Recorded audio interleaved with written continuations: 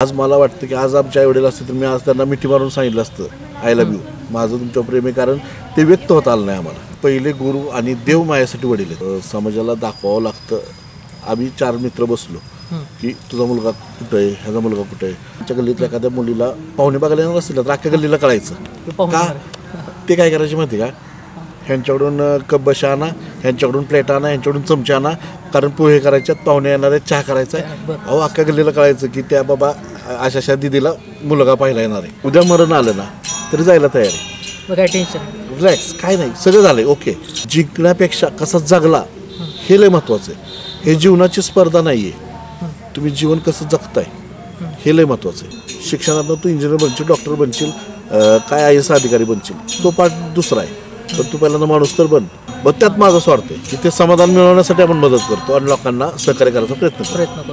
आणि लोकांना आपल्याकडून काम होतं म्हणल्यानंतर लोकांच्या पण आपल्याला काहीतरी दुवा मिळत गेल्या. कायद्याच्या बाहेर जाऊन त्यांना कोणालाच आपण काम करा म्हणत नाही आणि त्यांनी करणं पण योग्य नाही. मित्रच माझी मोठी संपत्ती आहे.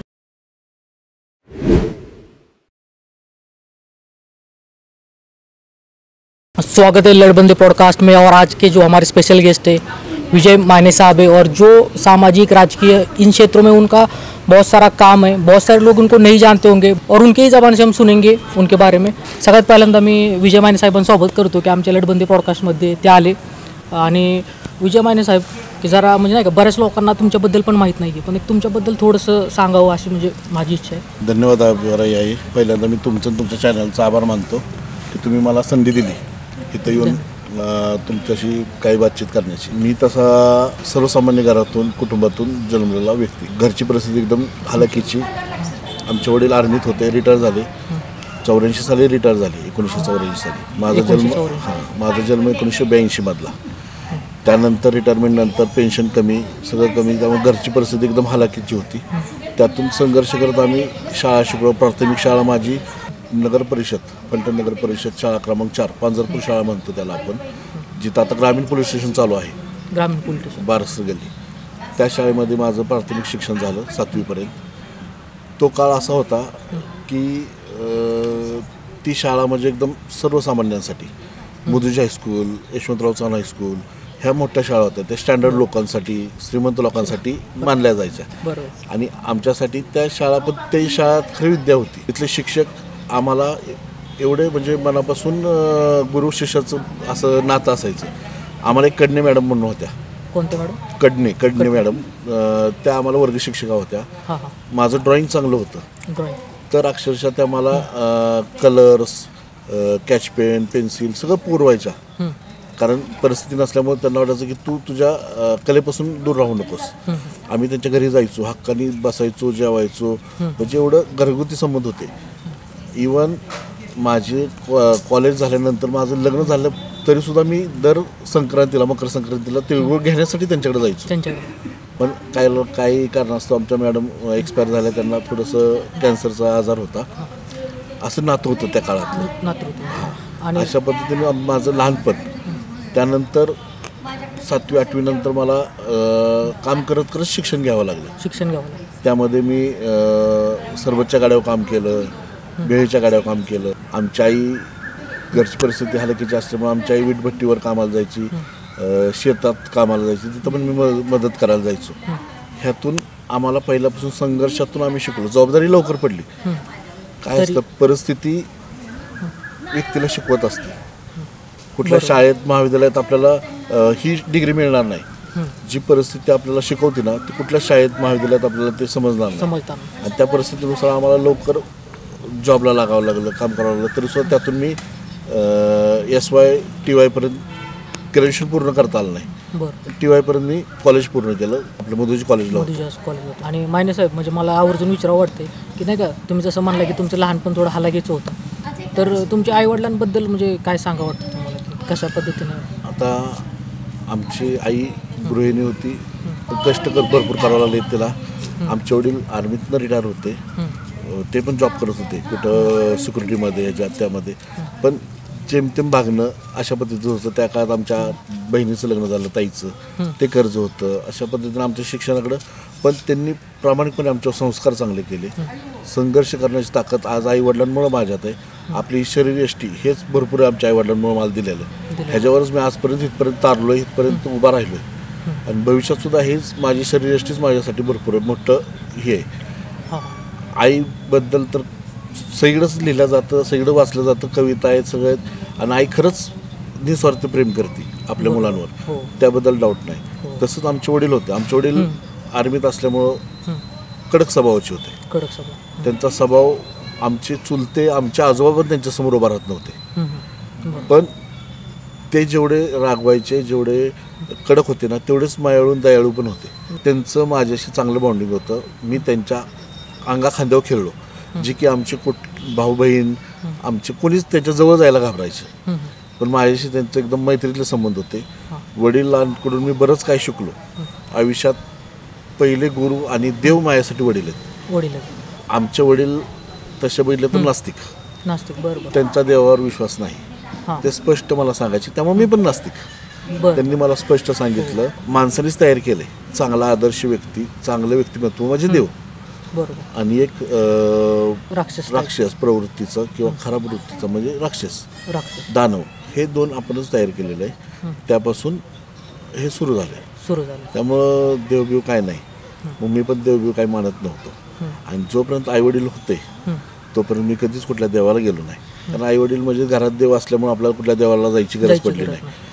आणि नंतर आईवडील गेल्यानंतर आमची वडील गेले 2007 आणि आई गेली 2017. तिथून पुढं 17 नंतर मला असं वाटायला लागलं की माझ्यावर कोणाचा धाक नाही, माझ्यावर कोणाचं कंट्रोल नाही, किंवा मी कुणाला विचारायचं, मी कुणाला सांगायचं. म्हणून अध्यात्माकडे वळलो. मग देवदेव थोडंसं करायला लागलं, कारण आमच्या आई, आमच्या मिसेस थोड्याशा आध्यात्मिक प्रवृत्तीच्या आहेत, त्यांना देवदेव करायला आवडतं. ठीक आहे, कोणाच्या श्रद्धेला आपण कधी काही म्हणलो नाही, ठीक आहे. त्यामुळे थोडंसं जायला लागलो. पण आईवडील होते तोपर्यंत मला आईवडीलच देवासारखे होते. माने साहेब, तुमचा लहानपणीचा काळ कसा होता बरं? कारण की आताचा जो काळ आहे ना, तो तुम्ही बघितलाच असेल की मोबाईलचं बोलणं नाही, चाललं नाही. कसं होतं माहिती का, आमचा लहानपणीचा काळ म्हणजे ॲक्च्युली 1975-76 ते 1985-86 पर्यंतचा जो काळ आहे, जन्म ज्या आमच्यासारख्या लोकांचे त्या पिरियडमध्ये झालेत, ते दोन पिढीचे दुवा आहेत. आम्ही दोन्ही पिढ्या पाहिल्यात. एक काळ आमचा असा होता की मुलं तेव्हा LKG KG वगैरे काही नव्हतं, छोटा गट मोठा गट, तेवढा एक बालवाडी 6 वर्ष झाल्याशिवाय बालवाडीत घेत नव्हते. आणि 6वीपासूनच आम्ही सायकलवर किंवा चालत शाळेत जायचो. आता मुलांना 10वीपर्यंत बस लावावं लागते किंवा शाळेत सोडावं, जायला न्यायला आणायला जावं लागतं. त्यावेळेस आईवडिलांना ही जी काळजी नव्हती की मुलांचं काय होईल का आणि काय होईल, तसलं काहीच नव्हतं. ते पूर्ण जबाबदारी टाकून द्यायची मुलांवर. दुसरी गोष्ट, तो काळ आणि आत्ताच्या काळामध्ये एवढा फरक आहे की त्यावेळेस पास नापासला महत्त्व होतं. बरोबर. आता एवढं कॉम्पिटिशन वाढत चाललंय की मेरिटचं कॉम्पिटिशन लागले. 99%, 98%, 100% ह्यालाच महत्त्व दिलं जाते. त्यावेळेस आम्हाला पास नापासलंच महत्त्व होतं. त्यामुळं बाकी प्रेशर येत नव्हतं विद्यार्थ्यांवर, मुलांवर. त्यामुळे त्यावेळेस आत्महत्या हा प्रकार नव्हता. आता जरा 99% नाहीत पडले, 98% पडले म्हणून मुलं आत्महत्या करतात. बरोबर. हा काळ आत्ताच आहे, त्या काळात ह्या गोष्टी नव्हत्या. दुसरी गोष्ट, आता क्लासेस लावण्याची एक ही झाली, लोकांना क्रेज वाटते क्लासेस लावल्यात मुलांना. हां, ही भारी लावली, तिथली भारी लावली, स्टँडर्ड क्लासेस लावल्यात. आमच्या काळात आहे ना, क्लास लावणं, शिकवणी लावणं म्हणजे ढ विद्यार्थी असल्याचं लक्षण. ढ विद्यार्थ्यांसाठी क्लासेस होते. हुशार विद्यार्थी आम्ही लाजायचो क्लास लावले सांगायला, कारण मग मी ढ आहे का. आता ही उलट पॅशन झाली. हां. दुसरी गोष्ट, आम्ही त्या काळात कापड्या पिशव्या घेऊन फिरायचो, म्हणजे शाळेत जायचो. प्लास्टिकच्या पोत्याची कापडी पिशवी वगैरे ती. आजकालची मुलं सॅक जरा कुठं चेन खराब झाली तर म्हणतात नवीन सॅक घ्या, लाज वाटते त्याला, म्हणजे मान अपमान. त्यावेळेस त्या गोष्टी नव्हत्या. आम्ही डबे न्यायचो शाळेत, एकत्र मिळून खायचो. एखाद्याने नसला आणला तर त्याला आम्ही त्याबरोबर घ्यायचो. बरं, त्याची शिळी भाकरी असली तर आम्ही खायचो. आता मुलं म्हणतात मी ही शिळच कसं नेऊन, मी हेच कसं नेऊ, म्हणजे तो मॅगी आणतोय, तो हे आणतो, मग मला तसलंच चॉकलेट नेलं पाहिजे. तसल्या गोष्टी नव्हत्या. पण माने साहेब, कशामुळे असं हे आलं की नाही का, मुलं लाजायला लागले? आणि नाही, काय झालं, सोशल मीडियाचं प्रस्त वाढलं. आईवडिलांचं दुर्लक्षपणा म्हणण्यापेक्षा हे क्रेज झाले की आमचा मुलगा इंग्लिश मिडियमला पाहिजे, समाजासमोर दाखवण्यासाठी. ॲक्च्युली असं काय होतं, समाजाला दाखवावं लागतं. आम्ही 4 मित्र बसलो की तुझा मुलगा कुठं आहे, ह्याचा मुलगा कुठं आहे. मग तो म्हणला माझा मराठी शाळेत आहे, माझा जिल्हा परिषद शाळेत आहे. तर थोडंसं कमीपणा वाटतो ना. मग माझा इंग्लिश मिडियमला आहे, माझा CBSEला आहे, हे सांगण्याचा मोठेपणात सर्व चाललंय. त्या काळात आम्ही शिकलो, तर आमच्यात पण आमचे काही मित्र डॉक्टर झालेत, इंजिनियर झालेत, IPS अधिकारी झालेत, नाही झाले का. मग तो बघण्याचा दृष्टिकोन आता ही स्टेटसचं चाललंय. पालकांना स्टेटसवर महत्त्व दिलं, विद्यार्थ्यांच्या शिक्षणावर कमी भर दिलाय. म्हणजे त्यांचं प्रॉपर त्यांना शिक्षण मिळतंय का, संस्कार मिळत आहेत का, मुलांवर राहण्याचं शिकवण मिळते का. तुटक राहायची सवय लागली, त्यामुळे मित्र पण कमी आहेत. आणि दुसरी गोष्ट काय झाली, आमच्या काळात तर आईवडिलांसमोर आम्हाला बोलायला भीती वाटायची. आम्ही काही गोष्टी वडिलांना मागायचं म्हटलं तर आईपाशी 4 वेळा सांगायचो. एका छोट्या खेळण्यासाठी आम्ही 10 दिवस रडायचो, तेव्हा ते एखादं खेळणं मिळायचं.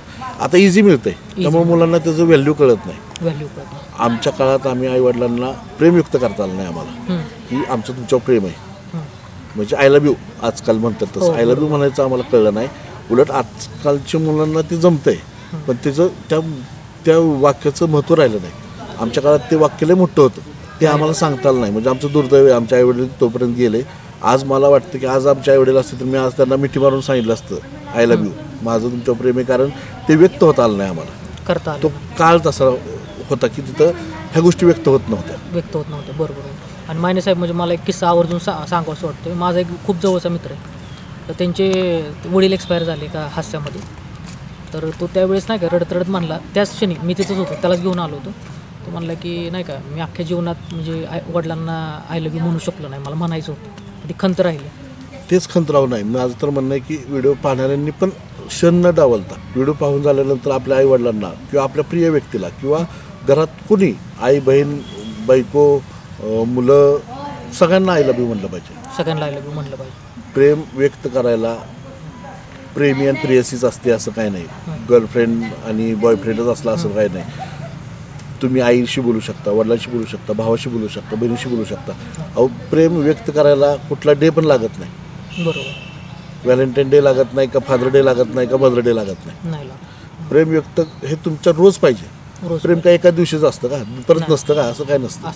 लक्षात घ्या. आता ते फक्त त्यांना दाखवायला स्टेटसला किंवा व्हॅलेंटाईन आजकाल सगळे स्टेटस चालले, फॉर्मॅलिटीज झाल्यात. मनापासून आत्महत्ये म्हणजे असं फॉर्मॅलिटीज करणं म्हणजे दिखावा करणं आणि मनापासून जे तळतळीनं जे होतं, तळमळ जी असायची पूर्वी लोकांची, ती राहिली नाही आता. बरोबर.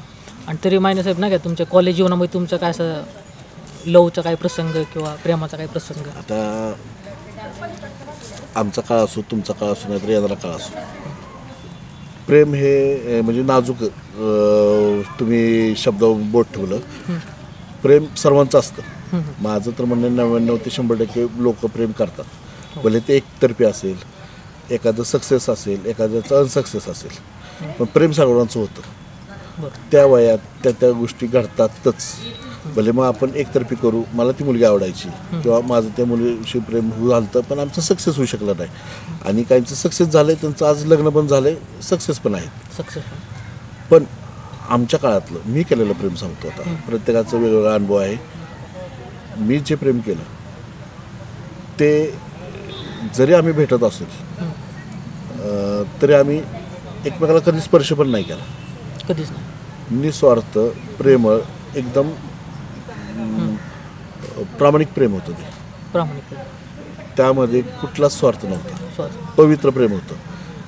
फक्त काही कारणास्तव आम्ही लग्न नाही केलं, पण ते सुद्धा पॉझिटिव्हच आहे. त्यामुळं आज मी पण व्यवस्थित आहे, ती पण व्यवस्थित आहे.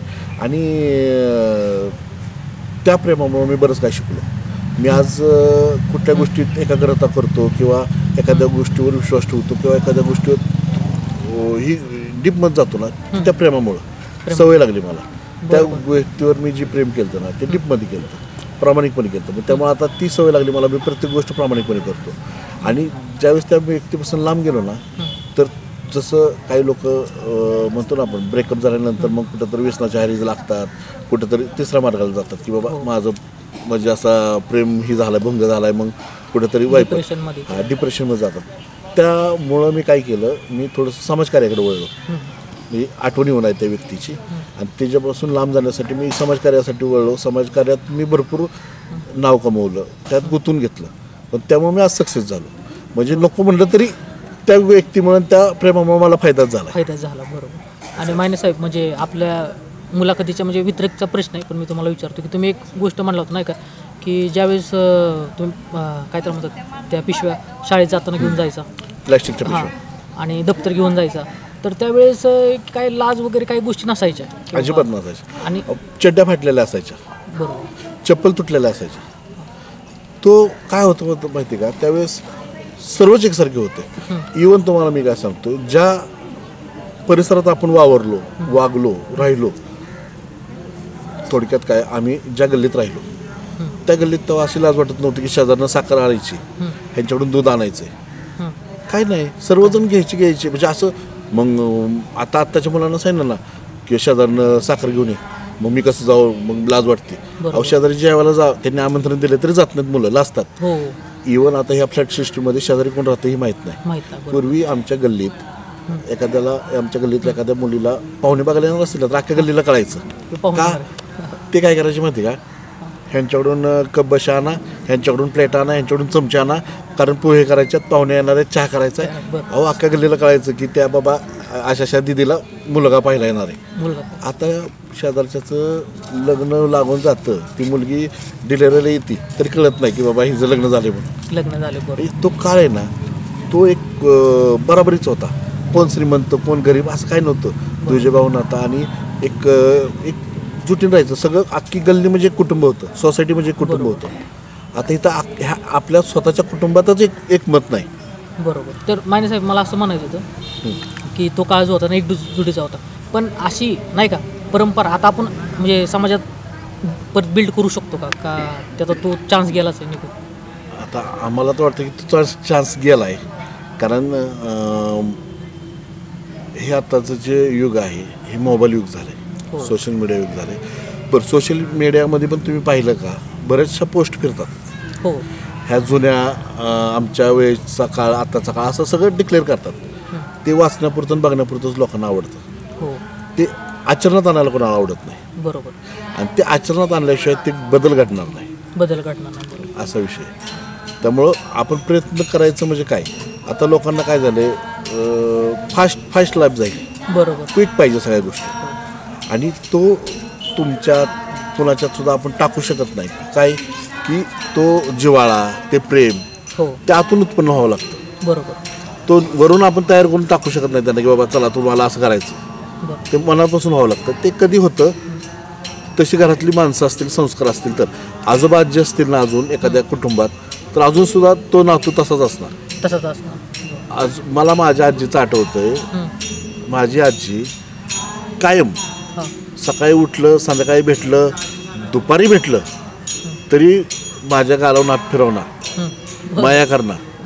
रोज सकाळी मी आंघोळीला बाथरूममध्ये गेलेलं दिसलं की ती मागून येणार पाटणीला साबण लावायला. आता आपण दिवाळीला फक्त घरचे साबण लावतात, पहिली आंघोळ दुसरी आंघोळ काय, नाहीतर वर्षभर कोणाला पाटणीला साबण भेटत नाही. मला पण नाही भेटत आता आमच्या आजी गेल्यापासून. पण मला माझ्या डोळ्यात पाणी येतं आहे, कारण आजी एवढं प्रेम करायची, लय प्रामाणिक प्रेम आणि निष्पाप प्रेम असायचं. तिच्या डोळ्यात सुद्धा बघितलं ना, आणि कायम तिचं तेज असायचं चेहऱ्यावर, आणि कायम असं म्हणजे बोटं बिटं मोडून दृष्ट वगैरे काढणार नाही का, काळजीवर. तो काळ आहे का आता, तो जो एकमेकाबद्दलची जी हे ना तळमळ, ती आत्ता आम्ही म्हणजे मी एक पालक आहे, मी मुलांचा वडील आहे, मी माझ्या मुलांना दाखवली, मी माझ्या नातवंडाला दाखवली, तर ते पुढे दाखवते. बरोबर. त्यामुळे आम्हीच जपली पाहिजे, तेव्हा ती पुढची पिढी जपणार आहे.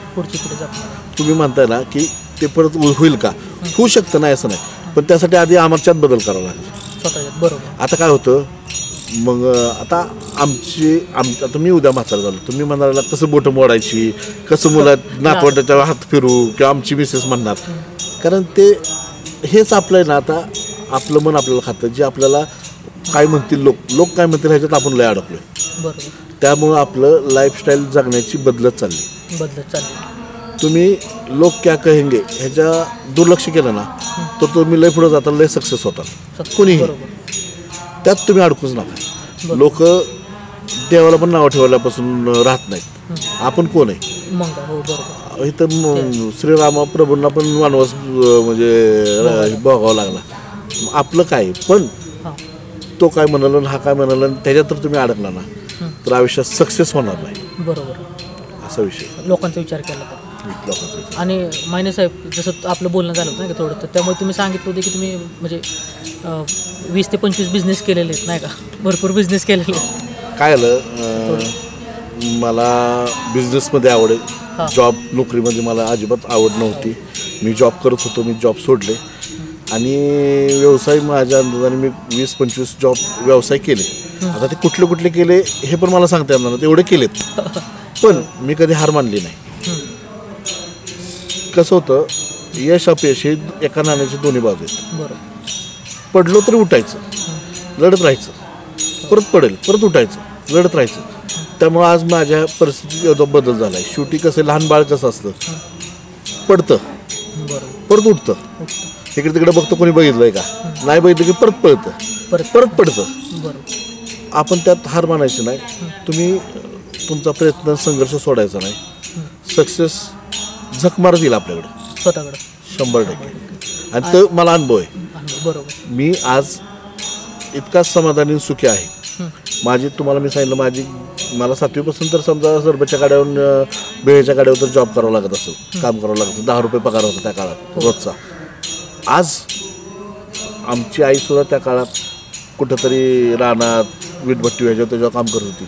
आज आमच्या घरी एक महिला समजा कामाला येत असेल तर ते आपण कमवलं ना मग बरोबर सक्सेस आहे. आणि आज सुखी आहे, समाधानी आहे. म्हणजे इवन उद्या मरण आलं ना तरी जायला तयार आहे. काय टेन्शन रिलॅक्स, काय नाही, सगळं झालंय ओके. काय असतं सुखी समाधानी असणं गरजेचं आहे. प्रॉपर्टी पैसा किती आला आणि किती राहिला तर अजून माणसाला अपेक्षा वाढतच जातात. हो ते काय संपणार नाही, अपेक्षा तर संपणार नाही. आणि माझं आपलं जसं बोलता मला आठवलं की नाही का तुम्ही एक तुमची लहानपणीची गोष्ट सांगितली, जसं स्पर्धा तर चालू आहे मुलांची नाही का. नाही काय सांगतो तुम्हाला, लहानपणापासून आपल्याला एक बिंबवलं गेलं एक गोष्ट ससा आणि कासवाची. बरोबर. त्यामध्ये कासव शर्यत जिंकतं. हो. आणि त्यांचं काय म्हणजे त्यावेळेस आपल्याला सांगितलं की कासव शर्यत जिंकला की ज्याची कॅपॅसिटी नाही, ससा 2 डांगत ती शर्यत जिंकू शकला असता. कासव हळूहळू चालणारा तो जिंकला. पण तो त्या काळाचा तो विषय होता.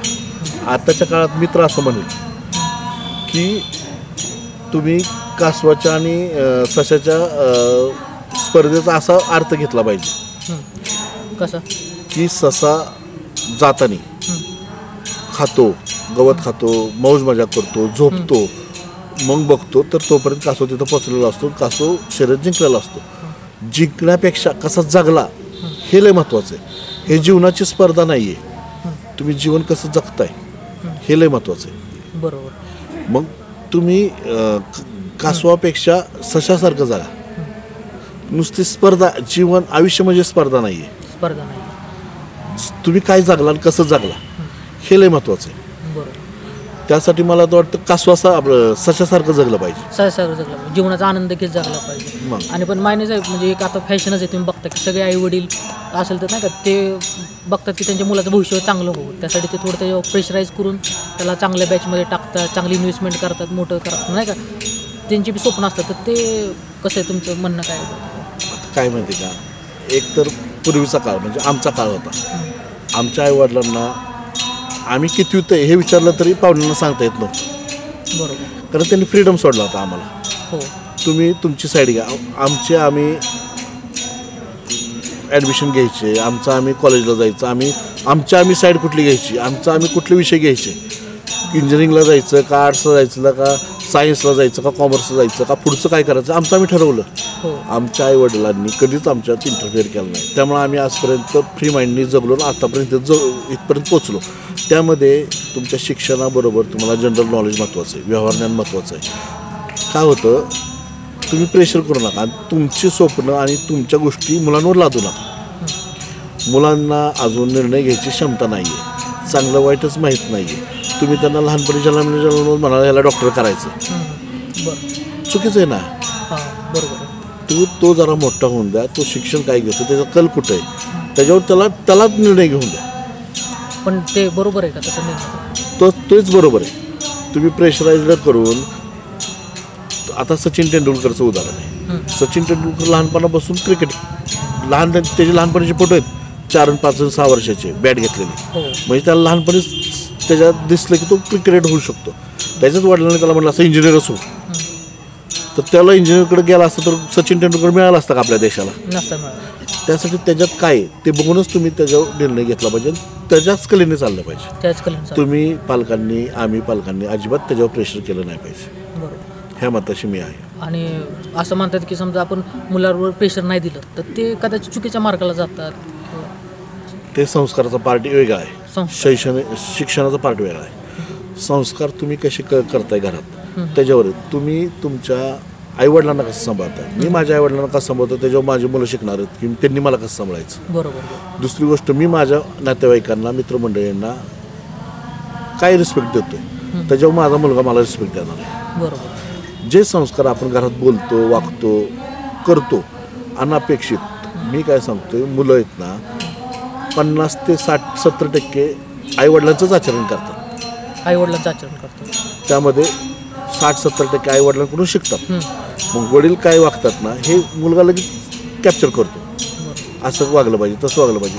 तो वडीलच बनायचा प्रयत्न करतो. त्याला वडील हा ग्रेट माणूस असतो त्यासाठी. जसं माझ्यासाठी माझे वडील ग्रेट होते, देव होते, मी त्याचंच आचरण करतोय, तसं माझा मुलगा माझं आचरण करणार. मग मी नातेवाईकांना हिडीस करत असेल, मित्रमंडळांना हिडीस करत असेल, मिसेसला हिडीस करत असेल तर ते उद्या मला हिडीस करणार आहे. बरोबर. हे वागण्याचं. दुसरी गोष्ट, आपण त्यांना एक मार्ग सांगतो, एक चांगलं प्लॅटफॉर्म देतो की बाबा चांगलं राहायचं, चांगलं वागायचं. शिक्षण हा पार्ट वेगळा आहे. बरोबर. तू चांगला माणूस तरी बन, शिक्षणातनं तू इंजिनियर बनशील, डॉक्टर बनशील, काय IAS अधिकारी बनशील, तो पार्ट दुसरा आहे. पण तू पहिल्यांदा माणूस तर बन, चांगला माणूस. मग बस. मग चांगला माणूस असेल ना तर तो काही होऊ शकतो. बरोबर. आणि मायने साहेब, जसं संस्काराचा विषय आला नाही का, तो आपण शेवटला घेऊया संस्काराचा. लोकांना पण जाणून घ्यायला आवडेल, मुलांना पण जाणून घ्यायला आवडेल की संस्कार कशा पद्धतीचे असले पाहिजे, काय असले पाहिजे. आणि मायने साहेब, जसं तुम्ही म्हणलं होतं नाही का की तुमचं ज्यावेळेस लग्न झालं, ज्यावेळेस तुमचे मिसेस नाही का तुमच्या लाईफचा जरा टर्निंग पॉईंट राहिला. नाही, माझ्या लाईफचं टर्निंग पॉईंट म्हणण्यापेक्षा माझं वयाच्या 21व्या वर्षी लग्न झालं. त्यामुळं मला जबाबदारी लवकर पडली कुटुंबाची. त्यामुळं काही गोष्टी फ्री माइंडेड, जी काय असतं, ज्याचं लग्न उशिरा होतं तो तोपर्यंत थोडंसं काहीतरी सेटल होऊ शकतो. बरोबर. ठीक आहे. तरीसुद्धा माझ्या आयुष्यात आमची मिसेस ही माझ्या अर्धांगिनी खूप छान मिळाली, तिची मला साथ मिळाली. तिनं सुद्धा माझ्या प्रत्येक परिस्थितीत चांगली साथ दिली. तिनं चांगला, बेकार, वाईट काळ पण पाहिला, पण त्यात तिनं माझी साथ सोडली नाही, डगमगली नाही, धीर दिला, आधार दिला, बरोबरीने चालली. एक वेळ माझ्या पुढे एक पाऊल चालली. त्यामुळं मी तिचा पण आभारी आहे. आणि चांगली पत्नी मिळणं हा आयुष्याचा एक टर्निंग पॉईंट असतो प्रत्येकाच्याच आयुष्यात. लग्नानंतर दुसरा जन्म असतो, त्या लेडीजचा पण आणि त्या जेंट्सचा पण. एकतर लेडीज आपलं स्वतःचं घर माहेर सोडून दुसऱ्याच्या कुटुंबात येते स्वतःचं घर मानायला. तिथं तिला चांगली वागणूक मिळाली, तिथं तिला चांगलं झालं तर तिला बरं वाटतं. नाही तर ती नरकात जाऊ शकते, तिथं दुसरा जन्म चांगला का वाईट तिला माहीत नाही. बरोबर. तसंच पुरुषांचं पण तसंच असतं. आपण महिलांना म्हणतो ते माहेर सोडून आल्या, घरदार सोडून आल्या, मग आपण इथं सुद्धा तुम्ही आल्यानंतर एखाद्या चांगल्या व्यक्तीला तुम्ही चांगली साथ दिली तर संसार पुढे जातो, चांगलं कुटुंब घडतं. पण तिथंच ती समजा स्त्री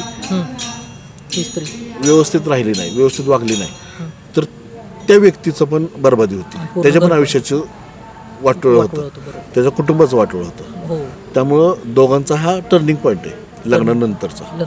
आणि मायने साहेब, जसं बघायला गेलं तर तुमचं राजकीय भरपूर काम आहे ना, काम चालतं पण अजून पण चालू आहे, पुढं पण चालू आहे. पण ह्याच्याबद्दल थोडंसं सुरुवात कशी झाली आपली? आता तसं राजकीय वारसा आम्हाला काही नाही. आमचे वडील आर्मीत होते, समाजकार्य करायचे, आणि आमच्या घरात बाळासाहेब ठाकरेंचा फोटो होता बरोबर आणि आमच्या वडिलांना बाळासाहेब ठाकरे ही व्यक्तीला आवडायची. ती बरोबर व्यक्तिमत्व ठाम बोलणं, शब्दावर ठाम राहणं, प्रकट बोलणं आणि सरळची काय असेल ती त्यात माघार नाही, बोललं की बोललं कंप्लीट करा. हां. आणि तोच सब आमच्या वडिलांचं होतं. आमच्या वडिलांचं पण नाव बाळासाहेब म्हणजे बाळकृष्ण होतं, बाळासाहेब म्हणायचं त्यांना. हां दुसरी गोष्ट अशी की त्यांच्याकडून ती प्रेरणा मिळाली, हां शिवसेनेची आवड निर्माण झाली आणि वडिलांमुळं राजकारणात पडायची इच्छा झाली. मग मला राजकारणाची आवड झाली, मग मी शिवसेनेतच गेलो. शिवसेनेमध्ये बऱ्यापैकी शिवसेनेतच कार्यकाळ पूर्ण केला आहे राजकीय. शिवसेनेत सुद्धा असं आहे की 80% समाजकार्य, 20% राजकारण. समाजकार्याची मला आवड आमच्या वडिलांमुळेच आहे आणि त्यात समाधान मिळतं. समाजकार्य करत असताना जसं काय असतं, प्रत्येकाकडे काही गोष्टी असतात. आता माझ्याकडे पैसे नाहीत, मी दान धर्म करू शकत नसेल तर मग एखाद्याला मदत करू. समाजात मदत काय आहे, वैद्यकीय मदत असेल त्यांना आपण मदत मिळवून देऊ शकतो. जसं असं मुख्यमंत्री वैद्यकीय मदत कक्ष आहे किंवा काही ट्रस्टी आहेत त्याच्यावर आपण त्यांना मदत करून देऊ शकतो. किंवा समाजात त्यांना कुठं महसूलमधला अडचण होत असेल, पोलीस स्टेशनची अडचण होत असेल किंवा बाकीच्या शासकीय कार्यालयांमध्ये काय अडचणी होत असतील तर आपण त्या लोकांना मदत मिळवून द्यायचं. पण त्यात समाधान एवढं मोठं समाधान आहे ना की ते विकत घेऊ शकत नाही, त्याचं आपण किंमत करू शकत नाही, सांगू शकत नाही. मदत करणं म्हणजे त्यात भरपूर समाधान आहे आपल्याला. मग त्यात माझा स्वार्थ आहे की ते समाधान मिळवण्यासाठी आपण मदत करतो आणि लोकांना सहकार्य करायचा प्रयत्न करतो. बरोबर. आणि म्हणजे राजकारणाची म्हणजे ते आलं कुठनं की आपल्याला की लोकांची मदत करायची इच्छा, कारण की काय आलं राजकारणात पडल्यानंतर आणि बाळासाहेबांची हिंदुत्वाची आणि पक्षाची आवड असल्यामुळं पक्षाचं काम करत असताना मला पद मिळत गेलं. मी पहिल्यांदा शहर प्रमुख होतो, नंतर तालुका संघटक आहे आणि ते पदालाच मोठी किंमत आहे. मी ते पद घेऊन तर महसूलमध्ये गेलो, पोलीस स्टेशनला गेलो किंवा शासकीय कुठल्याही कार्यालयात गेलो तर ते पद सांगितलं ना तर अधिकारी माझं काम ऐकतात, करतात. जे लोकांसाठी हितासाठी आहे, लोकांच्या फायद्यासाठी आहे आणि लोकांवर अन्याय होत असेल आपण तिथं त्यांना बोललो तर ते त्यांना सहकार्य करायचे. त्या पदामुळं मला ती ताकद मिळाली आणि ताकद मिळाल्यामुळं मला त्यात आवड वाढत गेली आणि लोकांना आपल्याकडून काम होतं म्हणल्यानंतर लोकांच्या पण आपल्याला काहीतरी दुवा मिळत गेला. बरोबर.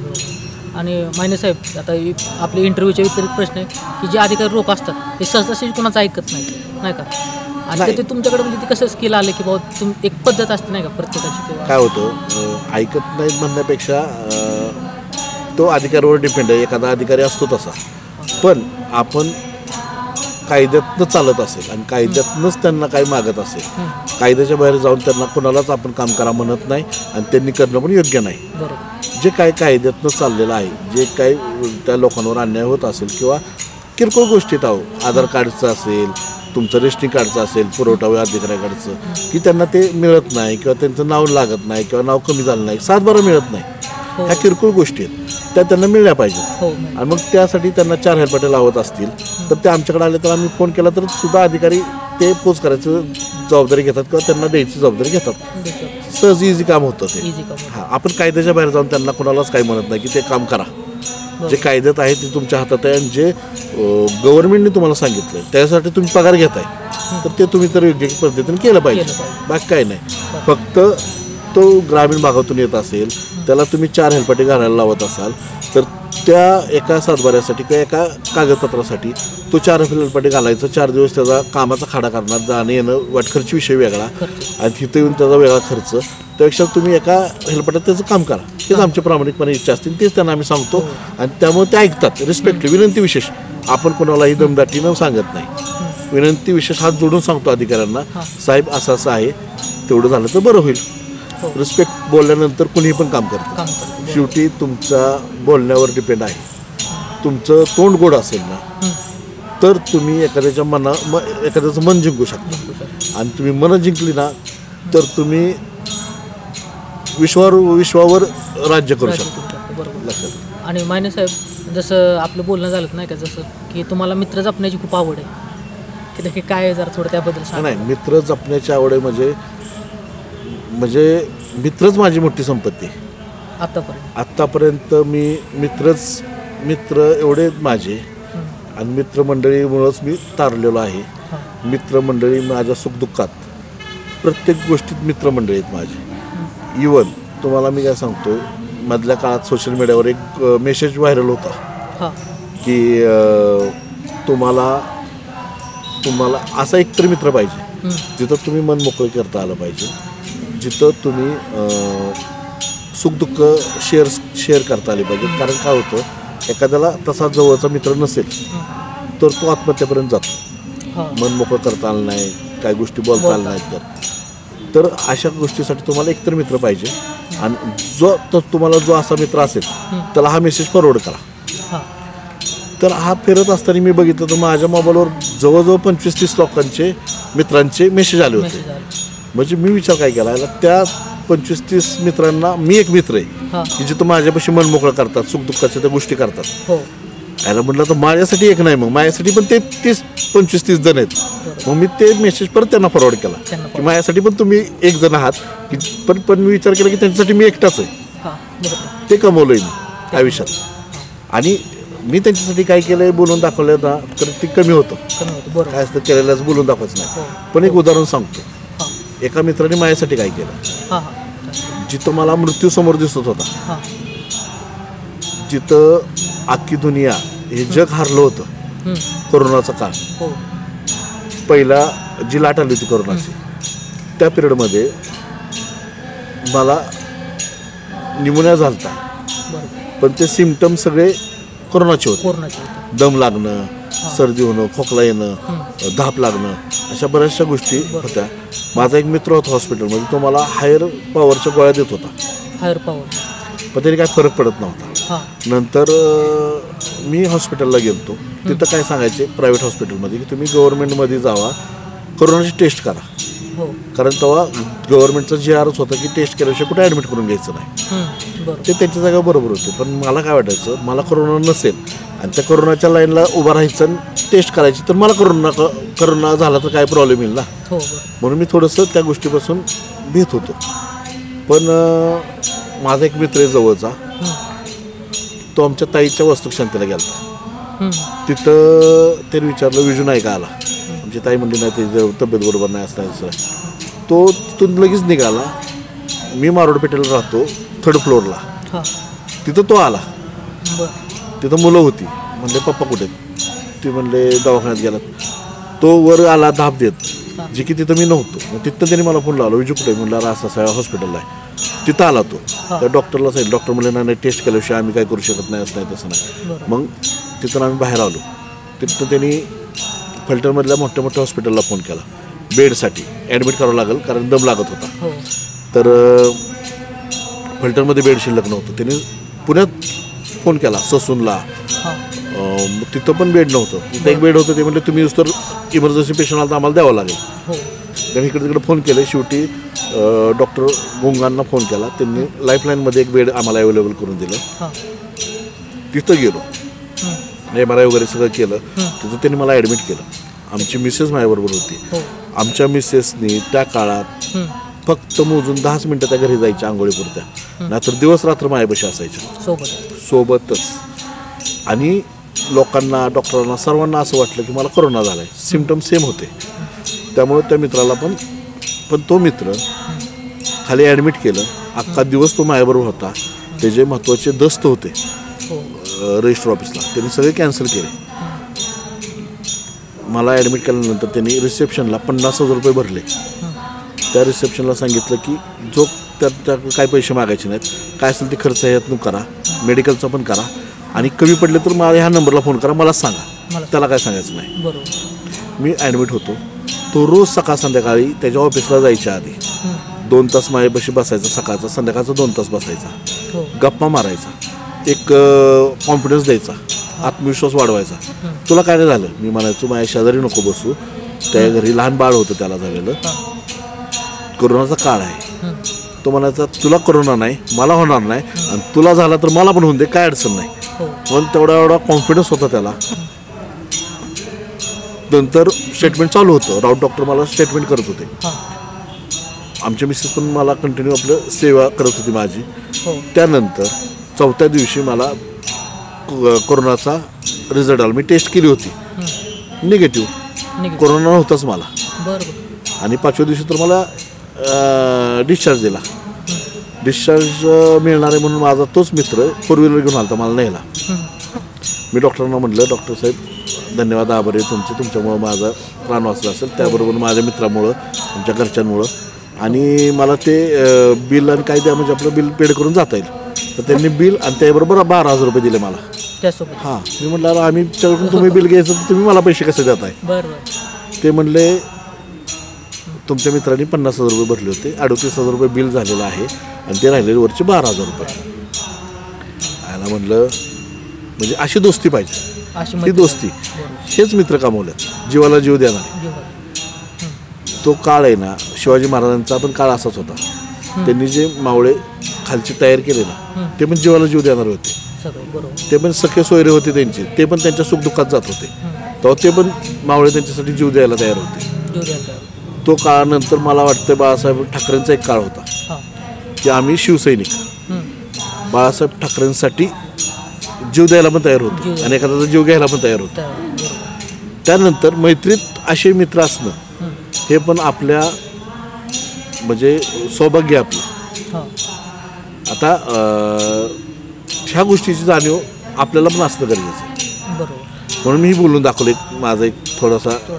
बरोबर. कारण की ह्या जमान्यात लोक मदत करायचं म्हणलं की नको होतं. जसं तुम्ही म्हणलं नाही का, त्या सिस्टममध्ये कोण कोणाला बघत पण नाही की बाबा शेजारी कोण आहे काय. आणि मायने साहेब, जसं मी तुम्हाला म्हटलं होतं नाही, थोडं टाईम लिमिट असल्यामुळे आपण दुसरा पार्ट घेणारच आहे. पण संस्कार हे मला जरा जाणून घ्यायचे होते की बाबा एका मुलावर कसे संस्कार असले पाहिजेत आणि कसे नसले पाहिजेत, ह्या पद्धतीने जरा तुमचं एक वैयक्तिक मत. संस्काराबद्दल कसं आहे माहिती का, संस्कार प्रत्येकजण आपल्या मुलांना चांगलाच द्यायचा प्रयत्न करतो. त्याबरोबर त्याची संगत महत्त्वाची. मुलाची संगत काय असतं, घरात तो 4 तास थांबतो पण बाहेर 8 तास असतो. मग त्याच्यावर त्याचे मित्र कोण आहेत, त्याचं सर्कल कसं आहे, त्याच्यावरच डिपेंड 99% डिपेंड आजकालची मुलांची वागणूक झाली. त्याबरोबर तुमचं सोशल मीडिया, तुम्ही त्याला मोबाईल किती देत आहे ह्याच्यावर पण डिपेंड आहे. बरं, संस्काराचा विषय काय आहे, लय मोठ्या संस्काराचा विषय नाही. चांगलं वागायला, चांगलं बोलायला संस्कार करावं लागत नाही, ते आचरणात येतात. तुम्ही घरात चांगलं वागत असला, चांगलं बोलत असला. दुसरी गोष्ट सवयी. सवयी एक संस्कार दाखवतात की तुम्हाला त्यांना आपण असं मुलांना सवय लावली पाहिजे की जी की आपल्याला पण आहे. आपल्याला बाबा काही गोष्टी आपण कचरा केला तर तो डस्टबिनमध्येच टाकला पाहिजे. मोठ्या थोर लोकांचा आदरच केला पाहिजे. मोठ्या आवाजात नाही बोललं पाहिजे. लहानांना पण लहानांना समजून सांगितलं पाहिजे. काही गोष्टी अशा आहेत की ते आपण आचरणात आणलं तर त्यांच्यावर ते संस्कार होणार आहेत. त्यांच्यावर संस्कार करायचं म्हणजे काही वेगळं नाही करायचं. हा विषय. आणि मायने साहेब, जसं तुम्ही तुमच्या मैत्रीबद्दल सांगितलं नाही का की खूप चांगलं वाटलं, पण त्याच्यावर तुम्ही अजून काय म्हणू शकता? माझं एकच म्हणणं आहे सर्व माझ्या मित्रांसाठी की आयुष्यात एकतरी असा मित्र पाहिजे जिथं आपण मन मोकळं करता आलं पाहिजे. तुमचं दुःख सुख दुःखात तुम्हाला तो बरोबर पाहिजे. त्यासाठी एक कविता आहे, बात करो रूठे यारों से, सन्नाटों से डर लगता है. बात करो रूठे यारों से, सन्नाटों से तो डर लगता है. प्यार अकेला ही जी सकता है, यार अकेला मर सकता है. मस्त आहे, मस्त आहे, एकदम मस्त. आणि आता हेच आपण ह्याचा पॉडकास्टचा दुसरा भाग पण येणार आहे मायने साहेबांसोबत. फक्त टाईमची लिमिट असल्यामुळे आपण ह्याला बंद करतोय. तर पॉडकास्ट संपताना मी परत मायने साहेबांचा धन्यवाद करतो की आपल्या पॉडकास्टमध्ये येऊन त्यांनी विचार व्यक्त केले. हेच खूप महत्त्वाचं आहे आपल्यासाठी. धन्यवाद, आभारी.